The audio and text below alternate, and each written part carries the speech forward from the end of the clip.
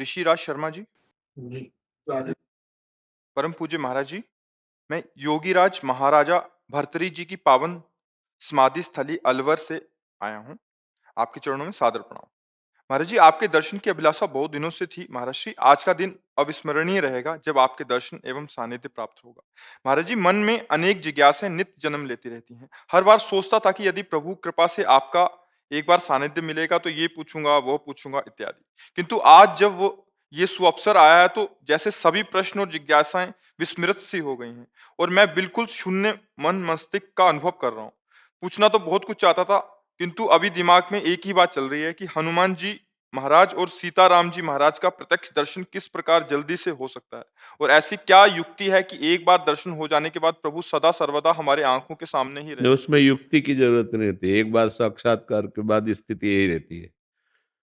एक बार साक्षात्कार जिसको भगवान का हो जाता है तो उसका मन राम में, बुद्धि राम में, चित्त राम में, अहम राम में हो जाता है। यही साक्षात्कार का स्वरूप होता है। पर इसके लिए निरंतरता चाहिए। हमारा जब चित्त निरंतर श्री भगवान में रमण करता है तो चित्तचोर भगवान कृपा कर हमारे हृदय में, हमारे नेत्रों में प्रकाशित हो जाते हैं। भगवान स्वयं बोले हैं, अनन्य चेता सततम यो माम स्मरति नित्य सा तस्याहम सुलभा। पार्थ, सुलभा माने सुलभ, मैं उसके लिए हूं। किसके लिए? बोले जो अनन्य चेता सततम यो माम स्मरति नित्य सा, जो मेरा नित्य स्मरण सतत करता है, एक क्षण के लिए भी नाम न भूले। अगर नाम नहीं चल रहा तो और किसी साधनों में इतना बल नहीं भगवत साक्षात्कार करा दे। गोस्वामी तुलसीदास जी कहते हैं, राम राम राम जी जो लो तू न जपी है, तौलो तू कहूँ जाए, तिहूँ ताप तपी है। सुरसर तीर बिन नीर दुख पाई है, सुर तरु तरे तो ही दारिद सताई है। जागत बागत सपन्यों न सुख सोई है, जुग जुग जन्म जन्म जग रोई है। छूटी वे के जतन विशेष बांधे जाए गो, हुए है विश्व भोजन जो सुधा सानी खाए गो।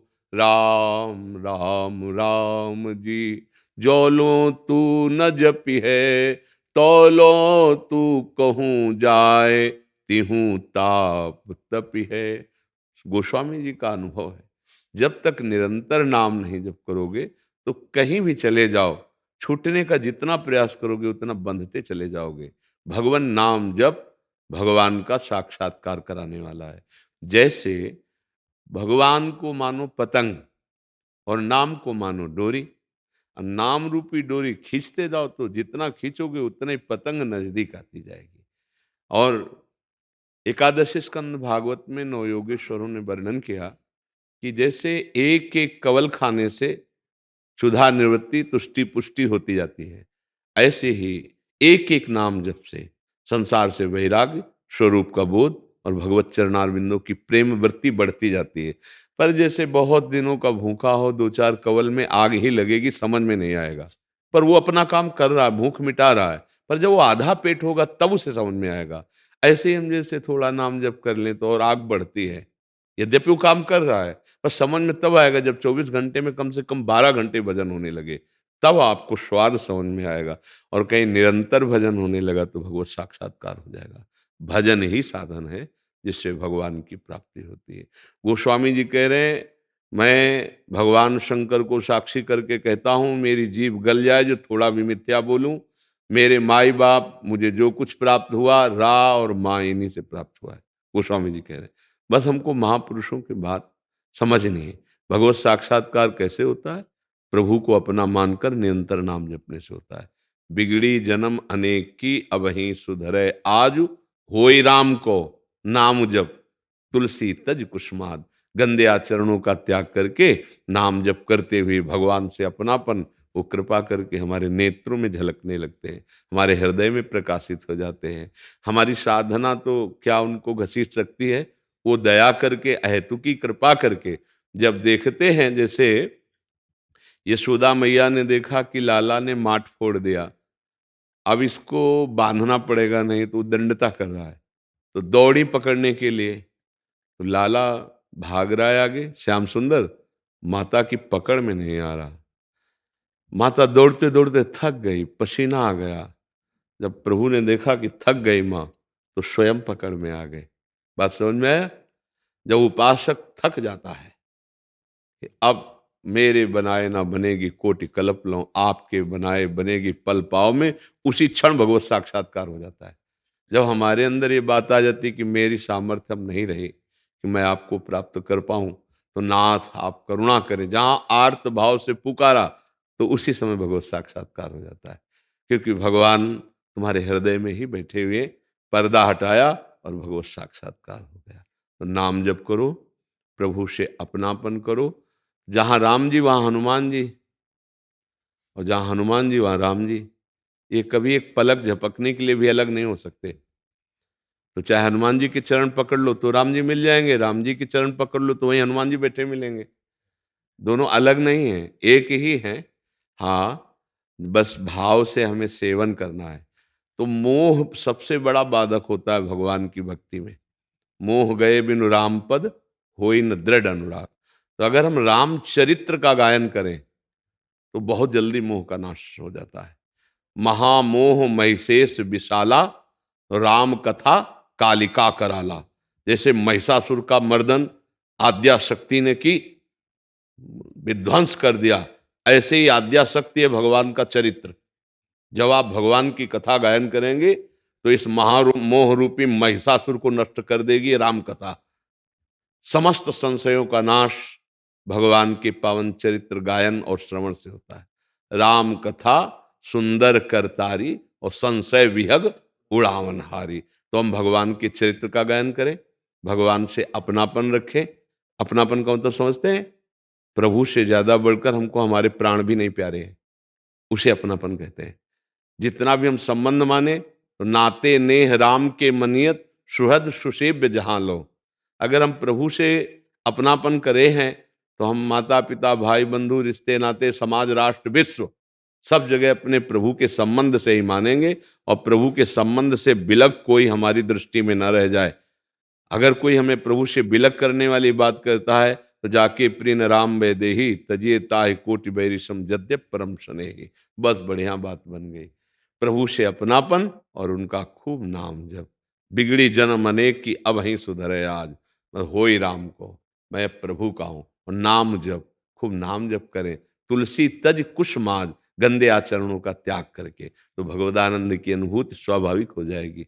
और इसी जन्म में हमें भगवत साक्षात्कार करना है।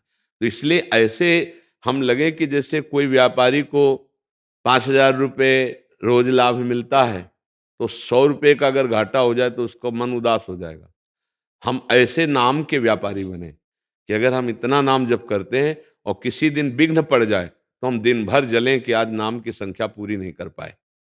तद विस्मरणेन परम व्याकुल तेति। पर ऐसा नहीं हो पाता। रुपए का घाटा तो चुभेगा, लेकिन भजन का घाटा नहीं चुभेगा।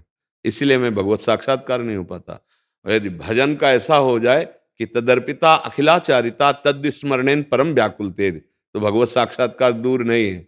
जब रोना आ जाता है ना चिल्ला चिल्ला के, क्योंकि असमर्थ ही रोता है, तो रुदु सुश्रम राजन कृष्ण दर्शन लालसा, तो तासा महावीर भूत छोरी इसमें मान मुखाम्बुजा, पीताम्बर धरा सृग्वी साक्षात मनमत मनमता।